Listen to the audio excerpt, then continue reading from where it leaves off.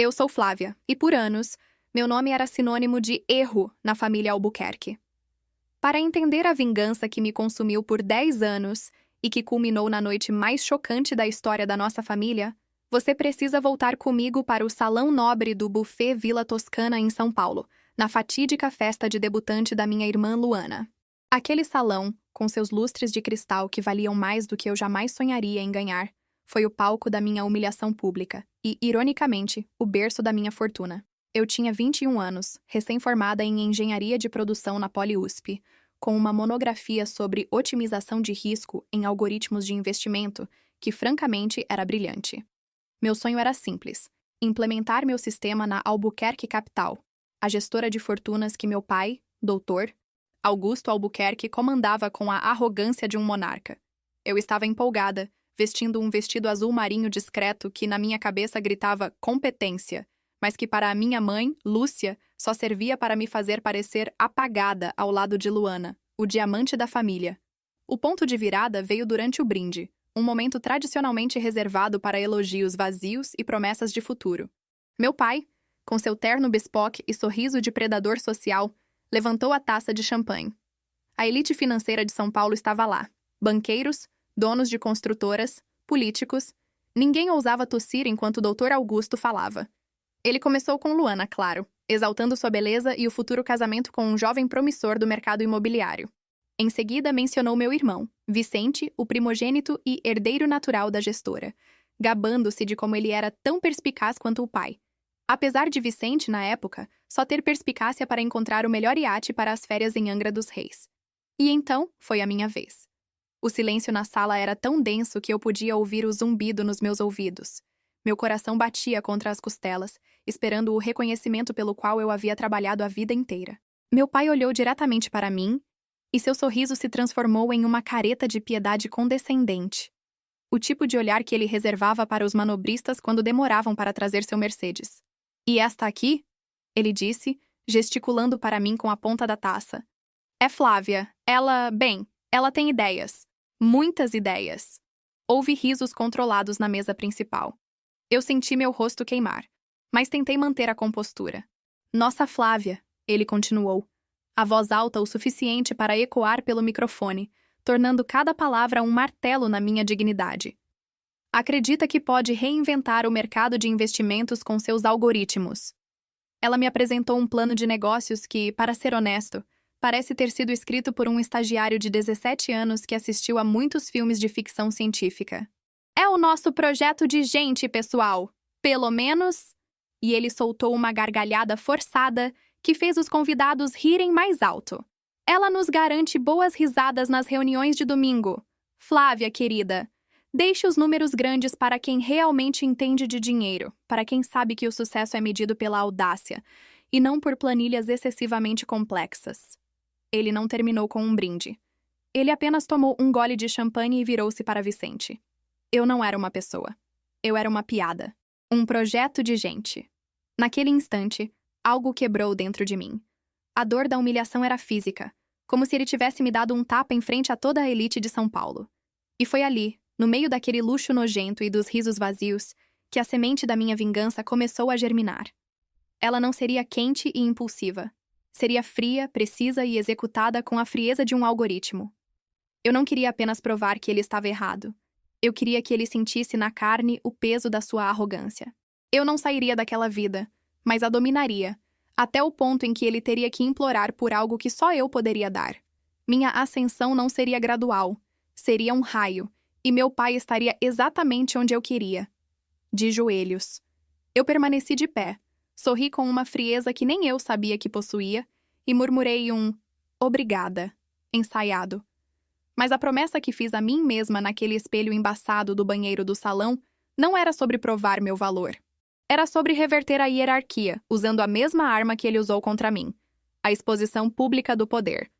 Se você já se sentiu invisível em sua própria família ou subestimado em seu ambiente de trabalho, este vídeo foi feito para você.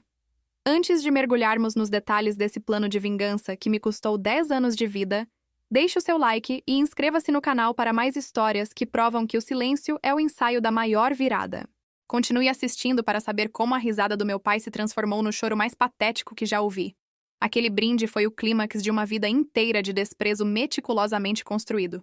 Minha mãe, Lúcia, uma mulher cuja única ambição era manter seu status de primeira-dama da alta sociedade paulistana, sempre me tratou com a polidez glacial de quem lida com uma parente pobre, apesar de eu ser sua filha biológica. Eu era a filha pragmática, enquanto Luana, a caçula, era a artista delicada, e Vicente, o sucessor nato. A Albuquerque Capital não era apenas uma empresa. Era a extensão da identidade do meu pai. Ele se via como um titã de Wall Street, adaptado à Faria Lima. E em seu universo, a inteligência técnica, a competência silenciosa, a análise de dados que eu representava, eram vistas como subversivas, como a fraqueza de um intelectual. O que ele valorizava era o charme, a networking agressiva e a audácia de negociar um almoço de milhões no Fazano. Vicente, meu irmão, personificava essa audácia.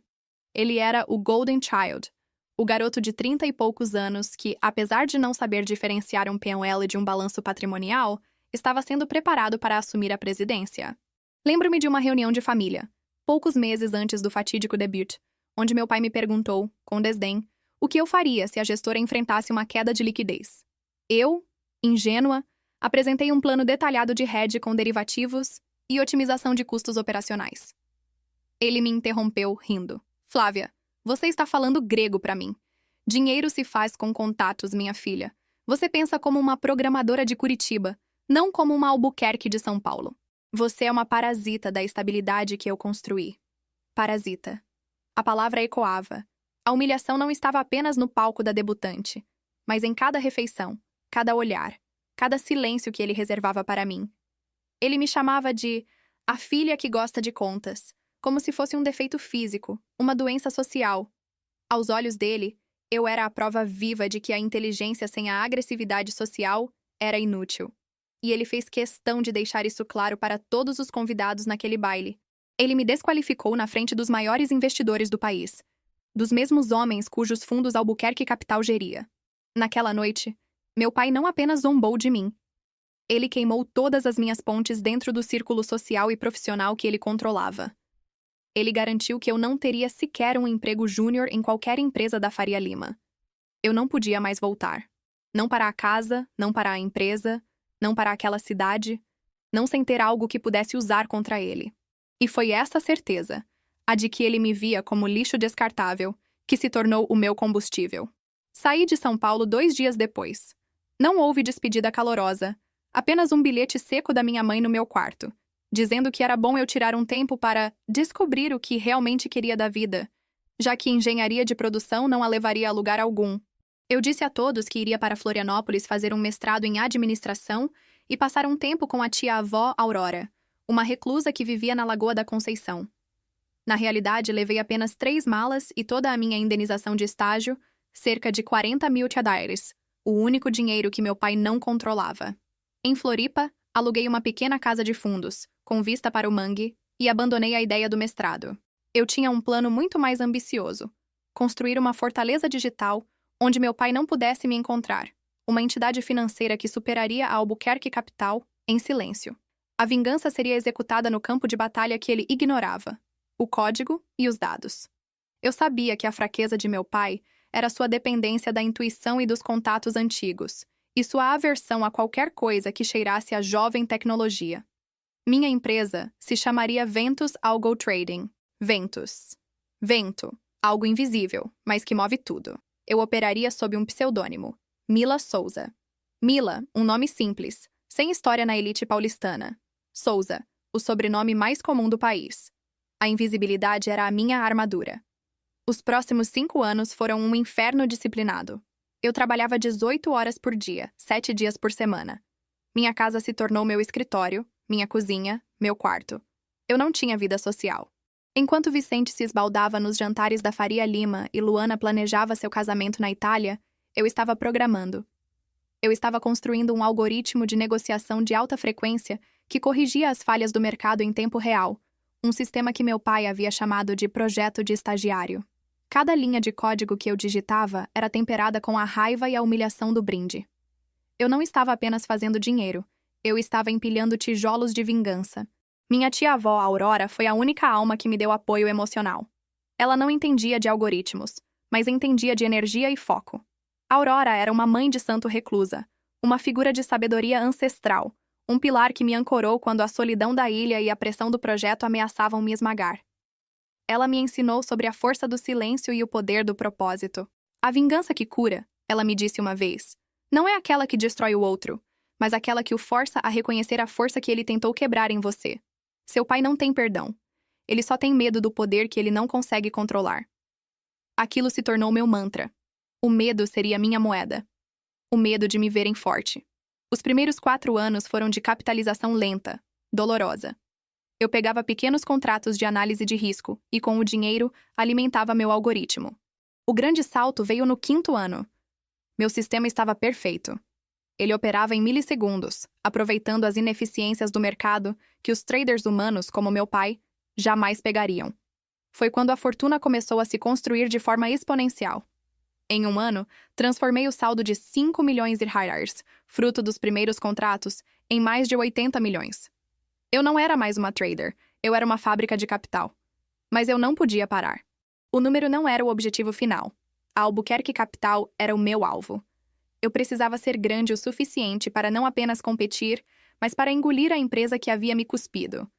Para isso, eu precisava de legitimidade no campo de batalha do meu pai. Abri eventos formalmente, mas ainda sob o nome de Mila Souza, em um paraíso fiscal, longe dos radares brasileiros. Comecei a recrutar uma equipe de elite em Nova York e Londres, garotos prodígios que, assim como eu, eram subestimados pelo mercado tradicional. Eu os pagava em silêncio e discrição.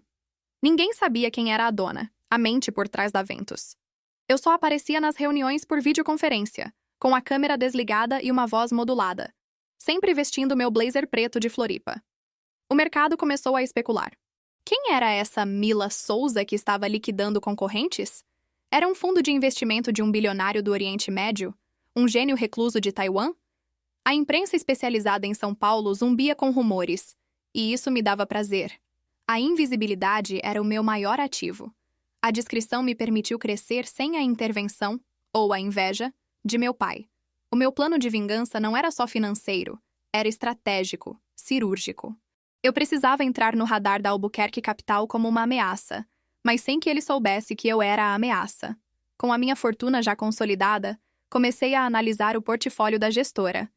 Eu tinha acesso a dados públicos, mas meu algoritmo de análise preditiva era tão superior que eu podia mapear as fraquezas da empresa como se estivesse auditando seus livros. O que descobri não me surpreendeu. Meu pai e Vicente, obcecados por ganhos rápidos para manterem o estilo de vida, tinham tomado decisões audaciosas e imprudentes, baseadas em contatos quentes e não em risco calculado. Eles tinham se tornado excessivamente expostos a um setor imobiliário volátil e tinham negligenciado a segurança de dados, usando sistemas legados que eram um convite ao desastre. O momento de agir chegou no 9º ano. A economia brasileira entrou em uma fase de incerteza política e o setor imobiliário começou a derreter. Albuquerque Capital estava no epicentro do tremor.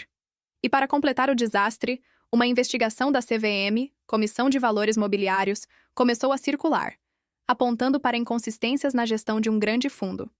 O pânico se instalou. Meu pai, o Titã, estava desesperado. Ele precisava de capital de emergência e, mais importante, de um comprador que salvasse a empresa da humilhação pública e da intervenção regulatória. Foi o momento perfeito para a armadilha. Eu, através da Ventus, fiz uma oferta. Uma oferta irrecusável para injetar capital e assumir a gestão de risco.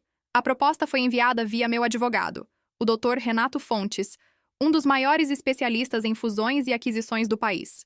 Meu pai estava tão no fundo do poço que aceitou a reunião de emergência com os representantes do Fundo Mila Souza. A data do confronto final? O Salão Nobre do Buffet Vila Toscana. O mesmo local da minha humilhação, 10 anos antes. Não por acaso. Eu queria que o fantasma daquela noite pairasse sobre a mesa de negociação. Meu call to action final estava pronto. Era hora de trazer a farsa corporativa para o palco principal da família Albuquerque. Eu havia chegado a São Paulo na véspera, hospedada em um hotel de luxo na Haddock Lobo, longe da mansão da família. Meu advogado, Dr. Fontes, estava nervoso. Ele não sabia de toda a verdade, apenas que sua cliente, a Mila Souza, estava orquestrando a aquisição mais dramática de sua carreira e que havia exigido que o local fosse o Vila Toscana. Eu vestia um tailleur branco de corte impecável, contrastando com o preto que costumava usar em Floripa. O cabelo, antes solto e desgrenhado pela brisa do mar, agora estava preso em um rabo de cavalo alto e rigoroso. Eu era Flávia, mas também era Mila Souza, a frieza do algoritmo com o propósito de vingança. O salão nobre naquela noite estava irreconhecível. Sem os lustres acesos para uma festa de debutante, a iluminação era baixa e dramática, focada em uma única mesa de negociação, longa e intimidadora. Parecia uma cena de filme de espionagem. Meu pai, doutor Augusto, estava lá, junto com Vicente, que parecia ter envelhecido 20 anos em 2 meses.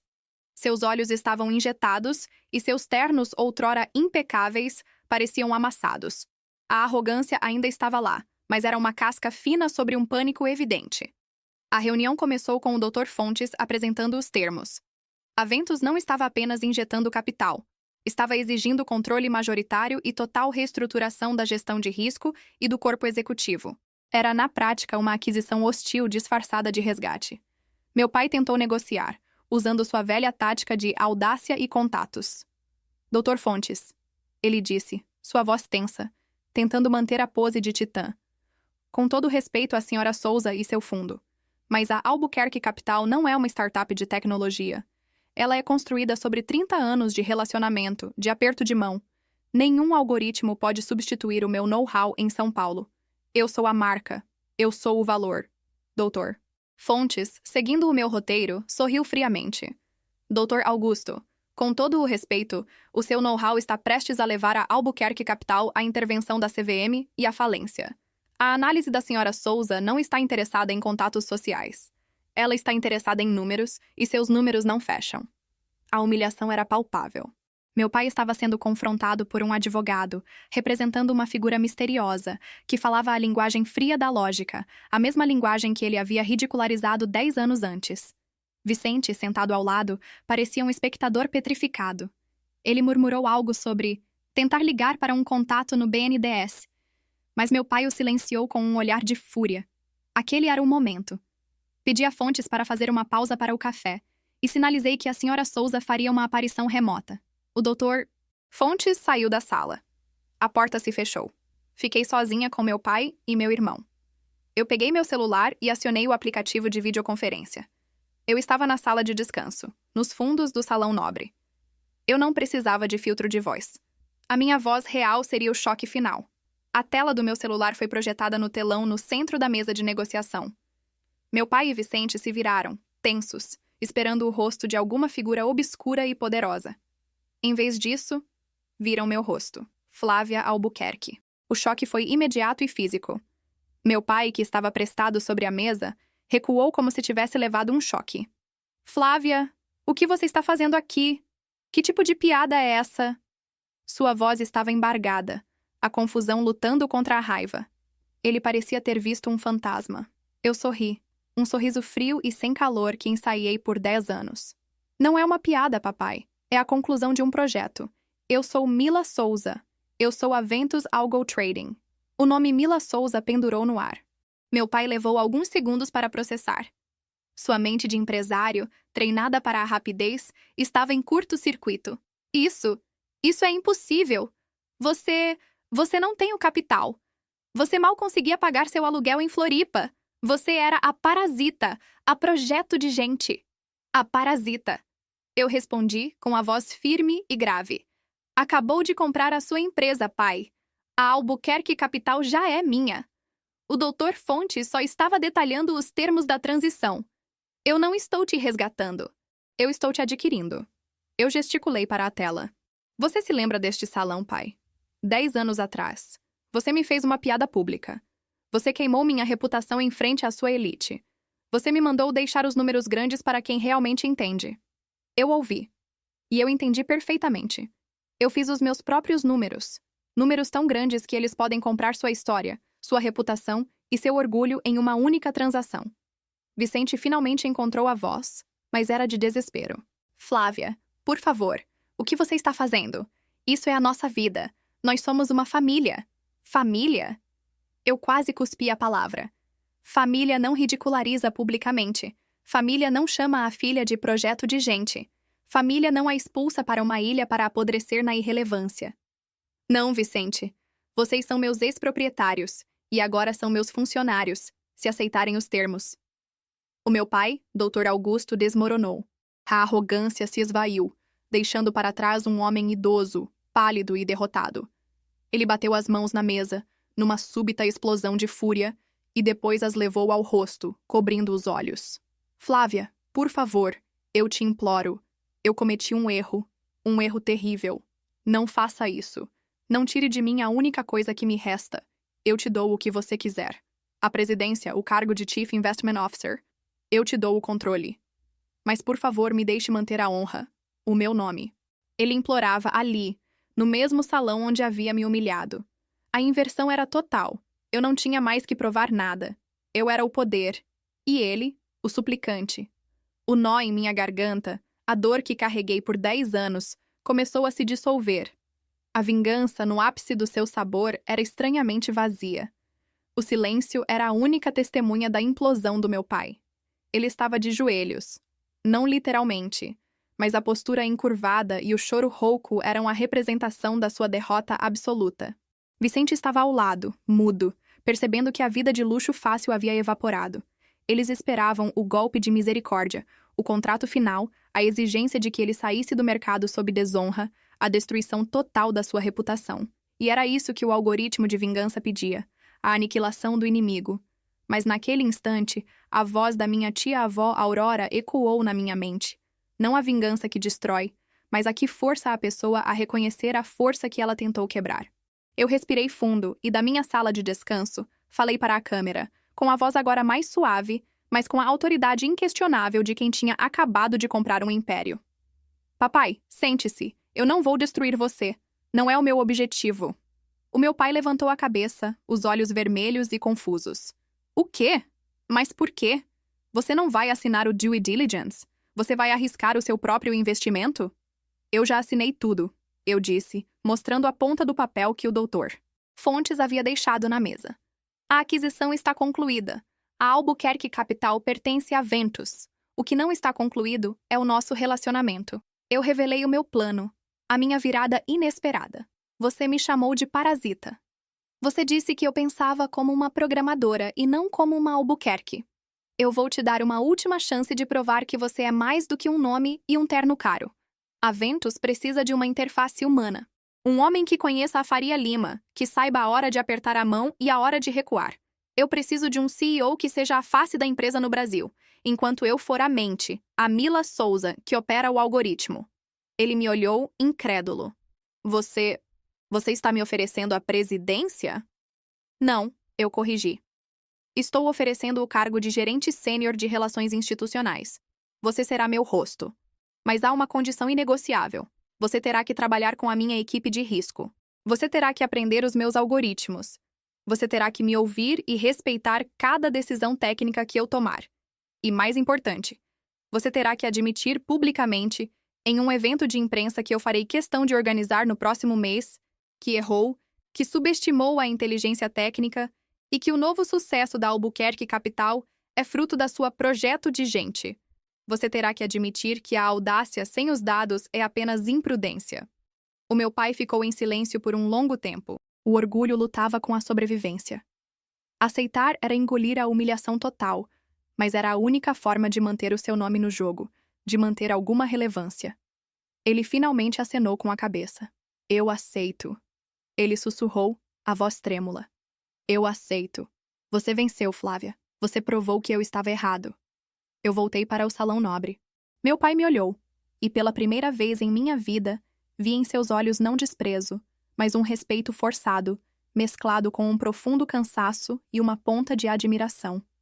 Aquele reconhecimento, a mudança de vida que ele seria forçado a ter, de CEO arrogante para subordinado que precisa aprender humildemente, era o meu final. Não foi um abraço ou um eu te amo, mas sim um acordo de trabalho sob novas regras, um pacto de respeito forçado. A vingança me deu o poder, mas a decisão de usá-lo para reeducá-lo, ao invés de destruí-lo, me deu a liberdade. Eu não estava mais presa ao desejo de provar meu valor. A última parte da minha vingança foi a mais sutil e a mais transformadora. Nos meses seguintes, meu pai, Dr. Augusto, foi forçado a sentar à mesa de reuniões da Ventus e aprender sobre algoritmos e gerenciamento de risco. Ele tinha que me ligar a Mila Souza, que ele só via em tela e que ele sabia que era eu, para pedir autorização para as decisões mais banais. Foi um processo doloroso, mas necessário. A cada nova linha de código que ele finalmente compreendia, a cada plano de mitigação de risco que ele aprovava, uma camada da sua antiga arrogância se desprendia. Ele não se tornou um pai amoroso da noite para o dia, mas se tornou um homem que via a competência onde antes só via irrelevância. Ele se tornou um aprendiz. No evento de imprensa, ele fez o que eu pedi. Diante da Faria Lima, ele admitiu o erro da velha guarda e exaltou a visão futurista da nova administração. O maior erro de um líder, ele disse com a voz embargada, mas firme, é subestimar a nova geração por apego à própria experiência. Aprendi da forma mais difícil que a humildade para aprender é mais valiosa do que o orgulho para liderar. Ele não me mencionou pelo nome, mas todos na sala sabiam quem ele estava elogiando. Eu estava nos bastidores apenas observando, e era o suficiente. Meu irmão Vicente, percebendo que não havia lugar para ele na nova empresa, finalmente usou seus contatos para algo útil. Abriu sua própria agência de marketing de luxo, longe do mercado financeiro. Ele encontrou seu próprio caminho. A humilhação me levou à ascensão, e a ascensão, ao invés de me tornar um monstro de vingança, me deu o poder de impor uma mudança de vida. Meu pai não implorou perdão como um ato de amor, mas como um ato de sobrevivência. E eu lhe dei uma nova chance. Não por amor, mas por respeito ao homem que ele poderia se tornar. A família Albuquerque estava transformada, não destruída. Eu não usei a palavra perdão com ele, mas o meu ato final foi a demonstração mais pura de que o futuro valia mais do que o passado. E a lição para ele foi clara. A filha que ele tentou quebrar seria a única que o salvaria.